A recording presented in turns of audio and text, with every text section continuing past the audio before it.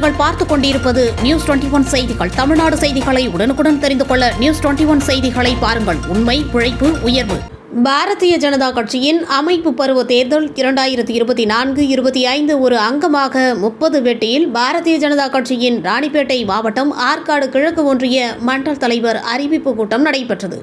இக்கூட்டத்திற்கு மாவட்ட அமைப்பு பருவ தேர்தலுக்கு உதவியாளராக பொறுப்பேற்று வந்திருக்கும் திரு வி தசரதன்ஜி அவர்களும், இணை தேர்தல் பொறுப்பாளர் தேசிய பொதுக்குழு உறுப்பினர் திரு தணிகாச்சலம் அவர்களும், மாநில செயற்குழு உறுப்பினர் திரு ஜி.வி. பிரகாஷ் அவர்களும், மாவட்ட துணைத் தலைவர் ஆர். ஜெயலலிதா அவர்களும், மாவட்ட செயலாளர் திரு ஏ.எம். வரதன் அவர்களும் சிறப்பு விருந்தினராக கலந்து கொண்டு ஒன்றியத்திற்குட்பட்ட கிளை தலைவர்கள் மற்றும் முக்கிய பிரமுகர்களின் ஒருமித்த கருத்தோடு 30 வெட்டியை சார்ந்த வி.